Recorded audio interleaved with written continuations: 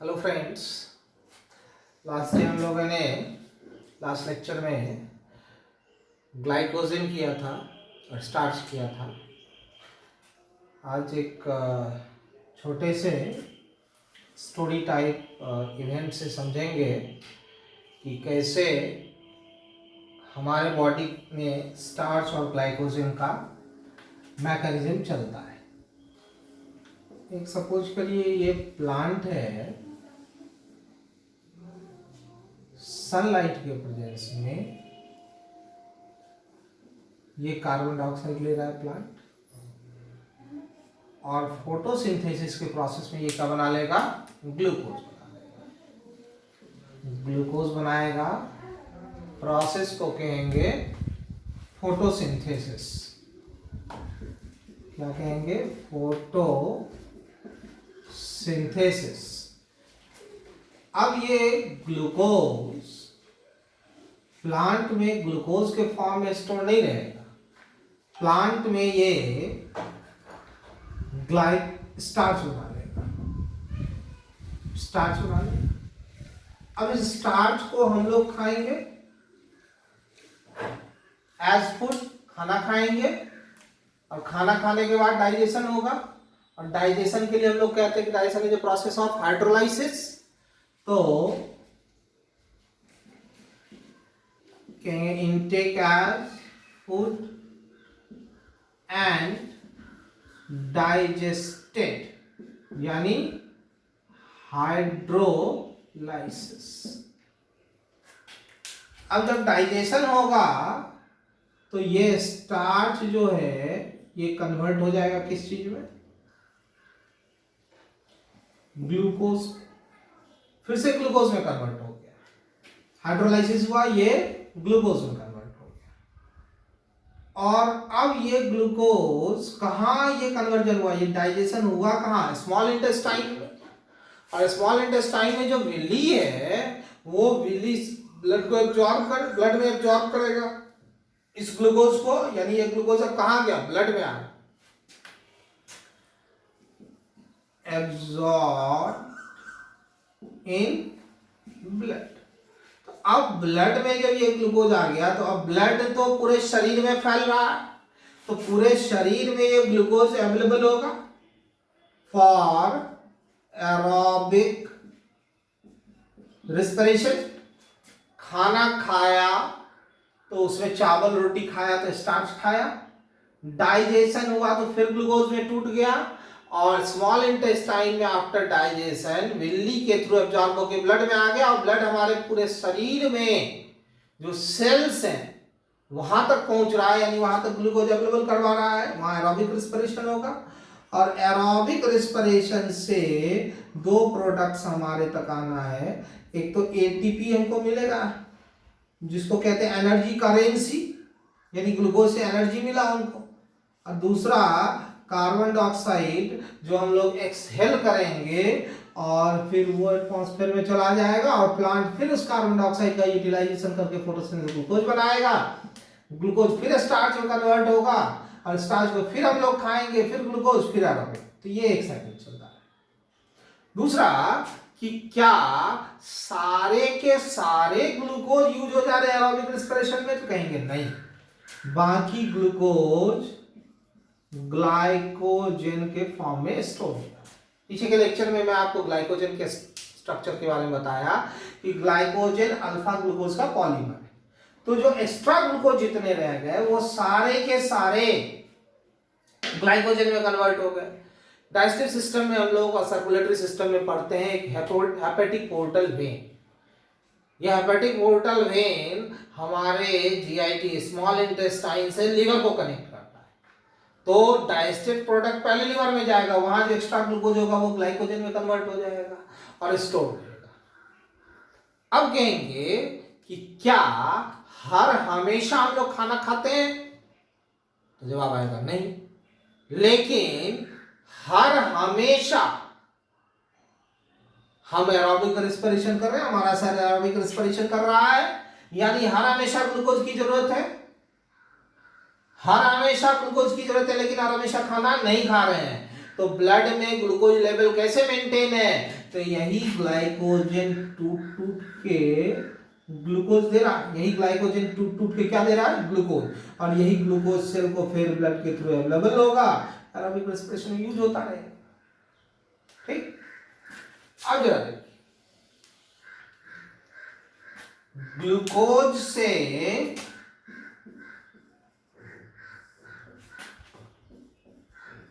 Glycogen में conversion को हम लोग कहते हैं ग्लाइकोजेनेसिस।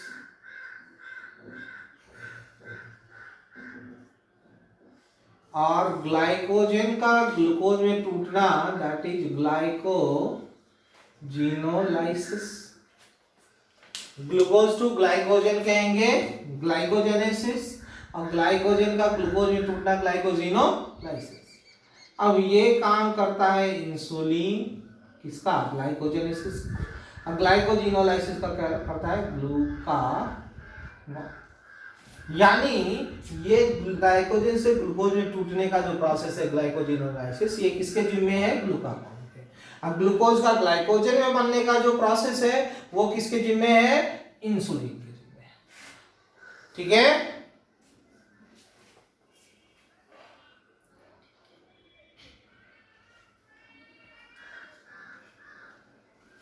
अब हम लोग इसमें देखेंगे कि डायबिटिक पेशेंट के केस में क्या हो रहा है।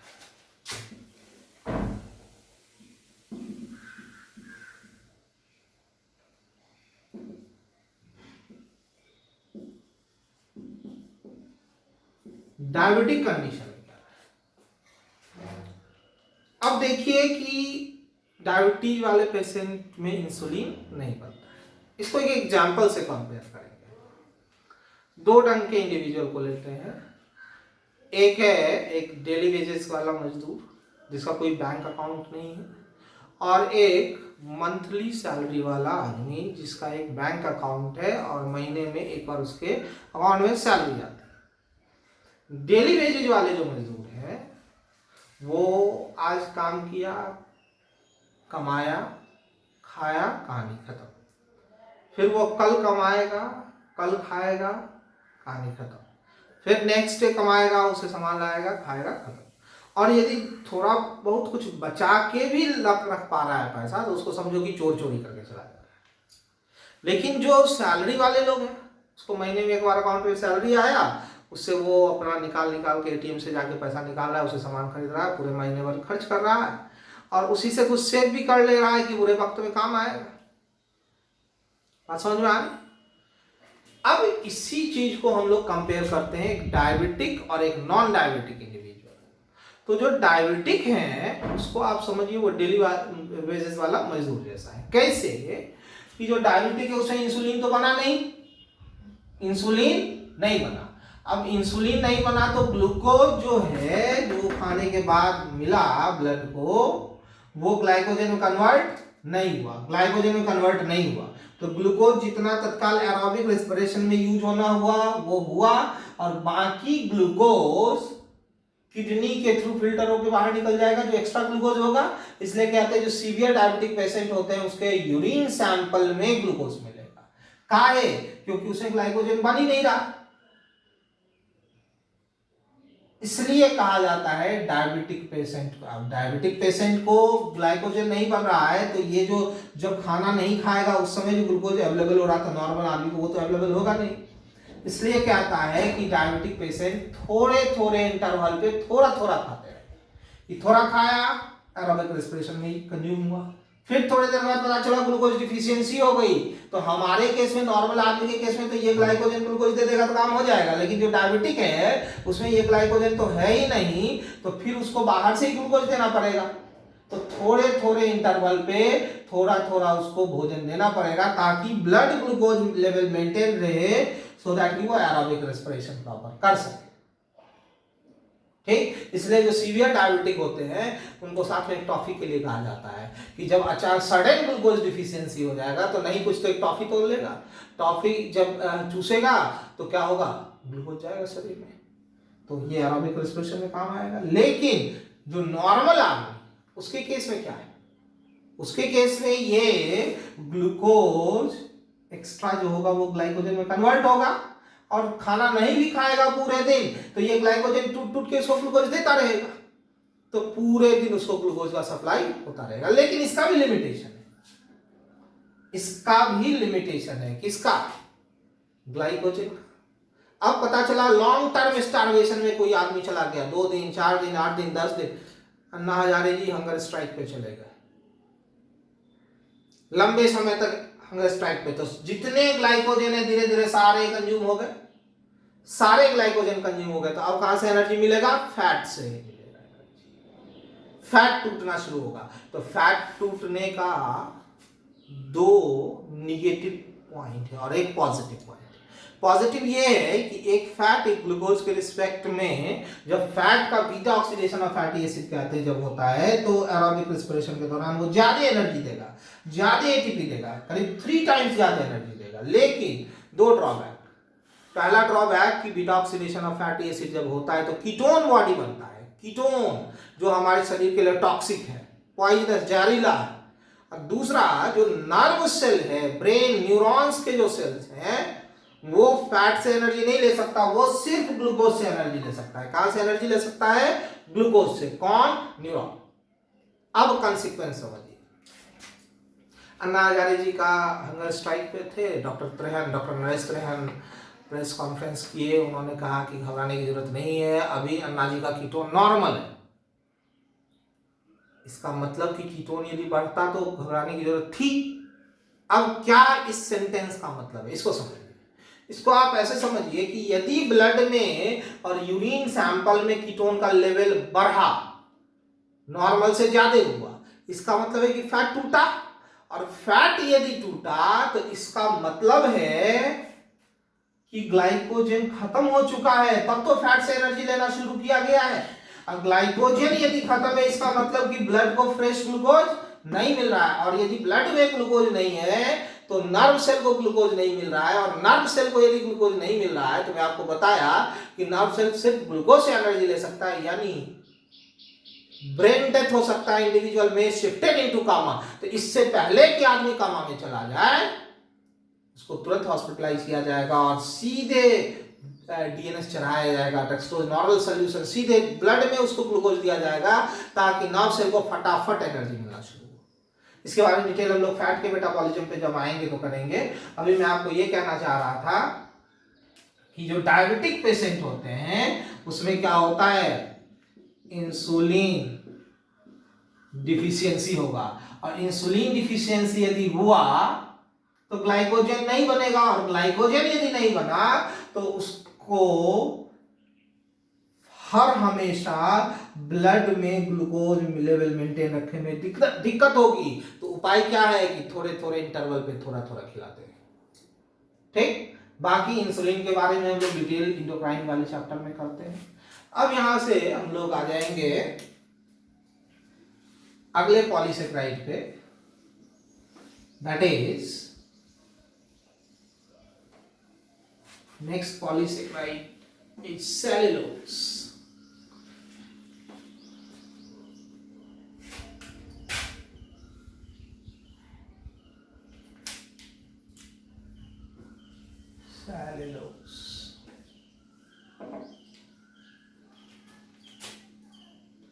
सेलुलोज जो है ये बीटा ग्लूकोज का पॉलीमर।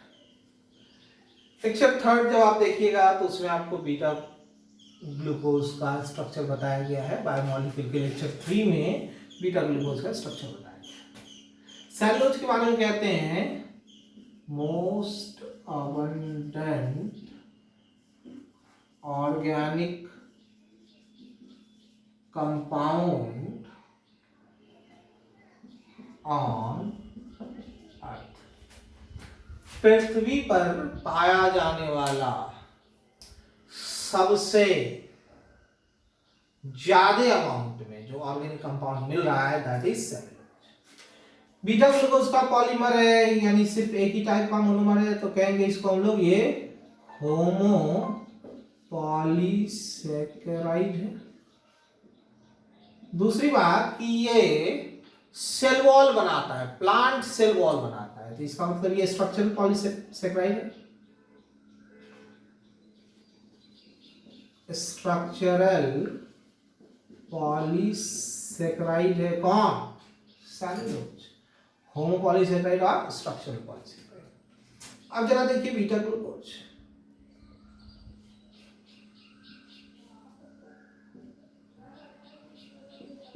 OH पहले नंबर कार्बन पे हो, ये पहला बीटा ग्लूकोज। अब मैं H और OH उतना नहीं लिखूंगा, पीछे के लेक्चर से मैं उन चीजों को काफी डिटेल कर चुका। ये दूसरा बीटा ग्लूकोज, ये इसका फर्स्ट कार्बन, ये इसका फोर्थ कार्बन, इस दोनों के बीच कंडेंसेशन होगा तो देखिए ये ऐसे लॉस ऑफ वाटर होगा, तो जो बॉन्ड बनेगा वो क्रॉस बनेगा, और इसी क्रॉस होने के कारण ये ज्यादा रिजिड स्ट्रक्चर होगा, और इसी कारण से प्लांट सेल वॉल जो होता है वो हार्ड और रिजिड होता है। ये अगला, फिर इस ढंग से हजारों बीटा ग्लूकोज आपस में जुड़ेंगे तो क्या बना लेगा? सेलुलोज बना लेगा। तो ये कंप्लीट स्ट्रक्चर क्या हो गया? क्या बना रहा है? Plant cell wall. Structural polysaccharide क्यों क्या है? As it forms plant cell wall. अब जरा देखिए, सपोज करिए कि ये प्लांट सेल वॉल है, ठीक है। अब ये सेल वॉल बहुत सारे माइक्रोफाइब्रिल से बना हुआ है।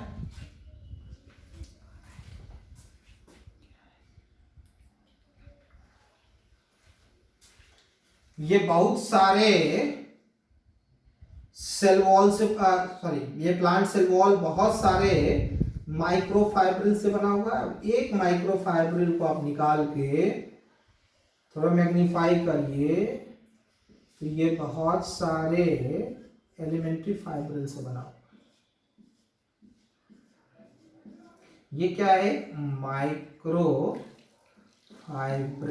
मायोफाइब्रिल से इसको आप कंफ्यूज मत होइएगा। मायोफाइब्रिल मसल्स प्रोटीन है जो एनिमल में मिलता है, यहां मैं कह रहा हूं माइक्रोफाइब्रिल।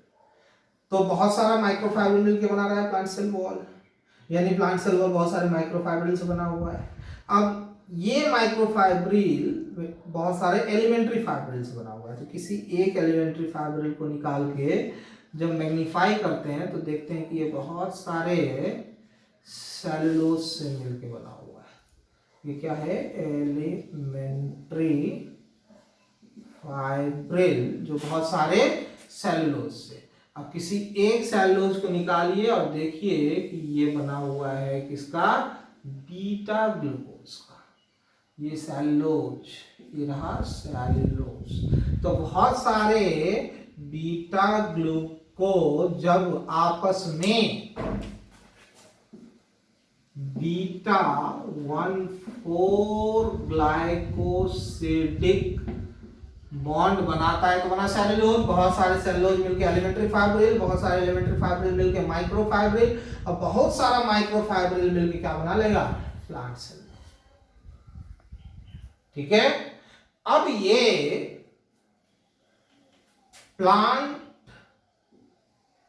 सेल वॉल सिर्फ सेलुलोज का नहीं बना हुआ है, इसके साथ हेमीसेलुलोज भी है, पैप्टिक सब्सटेंसेस भी है। इन चीजों को हम लोग डिटेल करेंगे जब प्लांट सेल वॉल पढ़ेंगे सेल वाले चैप्टर में। अभी हम लोग पढ़ रहे हैं सेलुलोज। ठीक है, यहां तक चीजें समझ में आ रही। अब कुछ और भी पॉलीसेकेराइड्स हम लोग सीखेंगे यहां से। एक मिनट आप इसको थोड़े समय के लिए देख लीजिए, यहां नोट करना है तो नोट कर।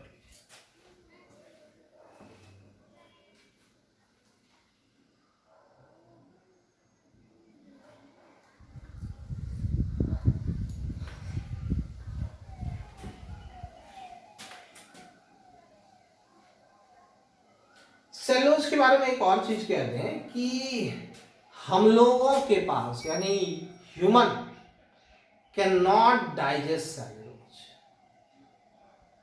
कौन डाइजेस्ट कर सकता है सेलुलोज? तो जो रेमिनेंट्स हैं, पागुर या जुगाली करने वाले जानवर हैं, उनके पास र्यूमन है, उनके डाइजेस्टिव ट्रैक्ट में र्यूमन है और उनके पास सेलुलेज नाम का एंजाइम जो सेलुलोज के डाइजेशन में मदद करता है। हमारे केस में सेलुलोज का डाइजेशन नहीं होता है, हमारे केस में ये सेलुलोज रफेज का काम करेगा, जो हमारा फिकल मैटर है उसको वॉल्यूम प्रोवाइड करेगा। ठीक है, सेलुलोज के बारे बाद हम लोग कुछ पॉलीसेक्राइड्स के बारे में। अच्छा, पीछे में आपको बताया स्टार्च और ग्लाइकोजन में ब्रांचिंग था। ध्यान रखिएगा कि सेलुलोज में कोई ब्रांचिंग नहीं होता है, बीटा ग्लूकोज का स्ट्रेच। अब यहाँ से कुछ पॉलीसेक्राइड्स पे और बात करें, जैसे कि कहें इनुलिन, पीछे कहा इंसुलिन। इंसुलिन एक प्रोटीनस हार्मोन है और इनुलिन एक पॉलीसेक्राइड है जो फ्रुक्टोज का पॉलीमर है। होम पॉलीसेक्राइड हो गया इनुलिन, तो इनुलिन फ्रुक्टोज का पॉलीमर है, उसको कहेंगे हम लोग होमो पॉलीसेक्राइड। और कुछ स्पेशल प्लांट सेल में ये स्टोर रहता है, तो उस हिसाब से स्टोरेज पॉलीसेकेराइड ये हो गया। इसके बाद हम लोग कहेंगे काइटिन। काइटिन काइटिन जो है वो नैग का पॉलीमर है, नैग। अब ये नैग एन एसिटाइल ग्लूकोसामाइन। नीचे में पूछा हुआ क्वेश्चन है ये आपका। काइटिन जो है वो नैग का पॉलीमर है, NAG stand for N acetyl glucosamine. इसका मतलब ये कैसा हो गया, होमो पॉलीसेक्राइड या हेटेरो पॉलीसेक्राइड? तो एक ही टाइप के मोनोसेक्राइड का पॉलीमर है तो होमो पॉलीसेक्राइड। फिर कहेंगे कि ये नैग जो है ये फंगस का सेल वॉल बनाता है, फंगस का सेल वॉल, और इंसेक्ट्स का एक्सोस्केलेटन बनाता है। दो चीजें बना रहा है ये नैग, फंगस का सेल वॉल और इंसेक्ट्स का एक्सोस्केलेटन। तो इस हिसाब से इसको क्या कहेंगे हम लोग,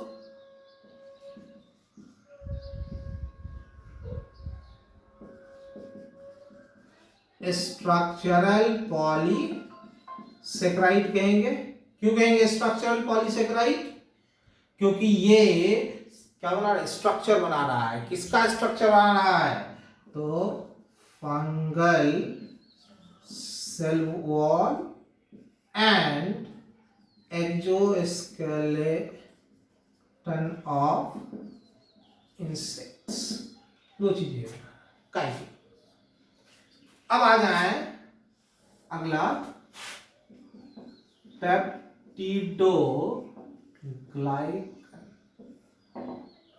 पेप्टिडोग्लाइकन जो है ये नैम प्लस नैग का पॉलीमर। तो अब देखो दो अलग अलग मोनोसेक्राइड, ये नैग का तो फॉर्म यहाँ बताया एन एसिटाइल ग्लूकोसामाइन, और NAG stand for N acetyl muramic acid, N acetyl muramic acid क्या हो गया, नैम। तो दो अलग अलग मोनोमर जुड़ के क्या बनाएगा, हेटेरोडाइमर। तो ये हेटेरोडाइमर का पॉलीमर है, यानी हेटेरो पॉलीसेक्राइड। तो पेप्टिडोग्लाइकन क्या हो गया, हेटेरो पॉलीसेक्राइड। दूसरी बात कि ये बनाएगा बैक्टीरियल सेल वॉल। पेप्टिडोग्लाइकन क्या बनाएगा, बैक्टीरियल सेल वॉल। और इसी के thickness, peptidoglycan bacterial cell wall में कितना थिक है, इसी बेसिस पे हम लोग ग्राम पॉजिटिव और ग्राम नेगेटिव बैक्टीरिया करते हैं। जब हम लोग प्रोकैरियोट के लेक्चर्स में आएंगे वहां इन चीजों को डिटेल करेंगे। अभी बस आप याद रखिए कि ये बैक्टीरियल सेल वॉल बनाता है, तो उस हिसाब से ये क्या हो गया, स्ट्रक्चरल पॉलीसेक्राइड हो गया। क्यों भाई, it forms bacterial cell wall, NAM and NAM का पॉलीमर है पेप्टिडोग्लाइकन। ठीक, ये कुछ अलग अलग पॉलीसेकेराइड्स हम लोगों ने सीखा। अब यहाँ से एक छोटी सी बात करके हम लोग इस चैप्टर को कंप्लीट, इस टॉपिक को कार्बोहाइड्रेट बायोमॉलिक्यूलर जो कार्बोहाइड्रेट इसको कंप्लीट करेंगे। कहेंगे कार्बोहाइड्रेट की दो कैटेगरी, एक कहेंगे रिड्यूसिंग, दूसरा कहेंगे नॉन रिड्यूसिंग। तो कहेंगे शुगर दो type,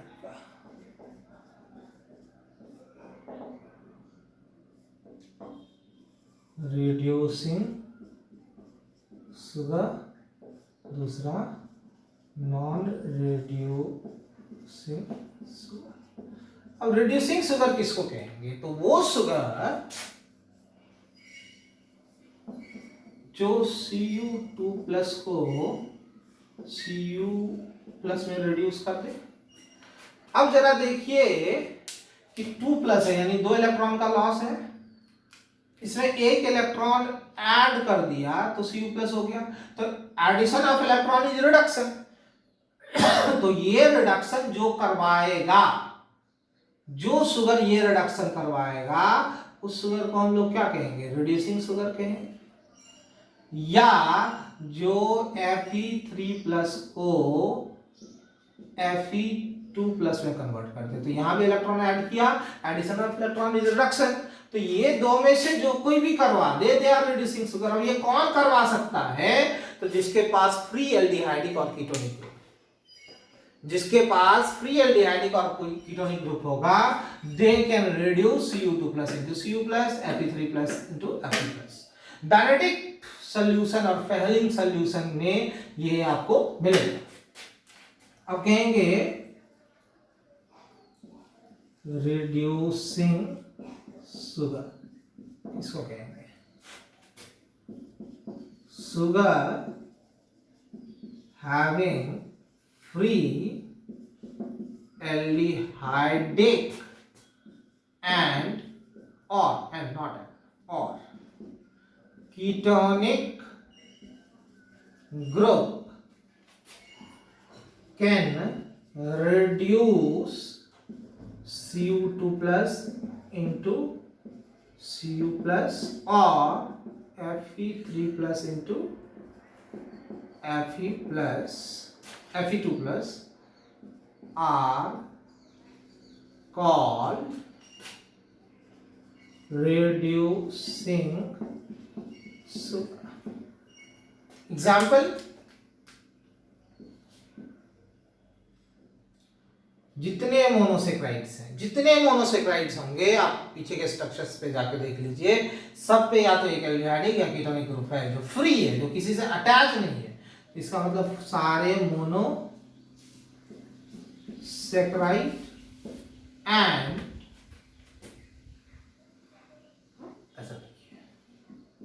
all monosaccharide and disaccharide except sucrose. और यही क्वेश्चन, यही एक्सेप्शन जो है, यही क्वेश्चन आता है आपका, सुक्रोज क्या है? सुक्रोज यदि रिड्यूसिंग नहीं है, एक्सेप्शन में लिखा है, यदि वो नॉन रिड्यूसिंग है, तो नॉन रिड्यूसिंग किसको कहेंगे? नॉन रिड्यूसिंग शुगर की कैटेगरी में कौन आएगा? Sugar which cannot reduce Cu2+ into Cu+ or Fe3+ to Fe2+ due to lack of free aldehyde or ketone, है ना? एल्डिहाइड या कीटोन फ्री नहीं है। क्यों नहीं है? अच्छा, इसका एग्जाम्पल वही सुक्रोज आ जाएगा। अब याद करिए डाइसैकराइड जब मैं आपको बताया, तो सुक्रोज जो है वो ग्लूकोज और फ्रुक्टोज के जुड़ने से बना। तो ग्लूकोज का पहला नंबर कार्बन और फ्रुक्टोज का दूसरा नंबर कार्बन जब आपस में जुड़ जाएगा तो कोई भी फ्री एल्डिहाइडिक और कीटोनिक ग्रुप बचेगा ही नहीं, और फ्री एल्डिहाइडिक ग्रुप और नहीं बचा तो ये इसको रिड्यूस नहीं कर पाएगा। ठीक है, अब इसके लिए जो एक टेस्ट करते हैं वो कहते हैं बेनेडिक्ट टेस्ट। तो बेनेडिक्ट टेस्ट में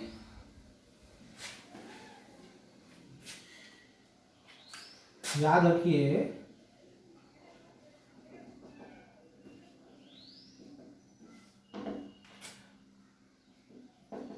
ब्लू कलर सोल्यूशन जो है, रिएजेंट जो है, that become brick red colour किसके प्रेजेंस में? रिड्यूसिंग शुगर के प्रेजेंस में। तो रिड्यूसिंग शुगर के प्रेजेंस में blue colour Benedict test solution red colour का हो जाएगा। क्यों हो जाएगा? क्योंकि Cu2+ जो है वो Cu+ में कन्वर्ट हो गया। कौन कर रहा है ये काम? तो रिड्यूसिंग शुगर, और ये रिड्यूसिंग शुगर कौन है? मोनोसैकेराइड्स और डाइसैकेराइड्स। तो यूरिन सैंपल में शुगर है या नहीं है, इसको यदि हमको जानना हो तो बेनेडिक्ट टेस्ट कर सकते हैं। बेनेडिक्ट टेस्ट के सॉल्यूशन में यूरिन ड्रॉप डालेंगे, यूरिन ड्रॉप डाला, यदि ब्लू कलर रेड कलर में कन्वर्ट हो गया, इसका मतलब कि यूरिन सैंपल में ग्लूकोज प्रेजेंट। अब ग्लूकोज यदि यूरिन सैंपल में प्रेजेंट है, इसका मतलब इंडिविजुअल डायबिटिक है। ये पीछे मैं आपसे जिक्र कर चुका। ठीक है, तो ये सारी बातें हो गई कार्बोहाइड्रेट की। आगे के लेक्चर से हम लोग बायोमॉलिक्यूल को आगे करेंगे, आगे उसका नेक्स्ट टॉपिक जो लिपिड है उसको शुरू करेंगे। Thank you.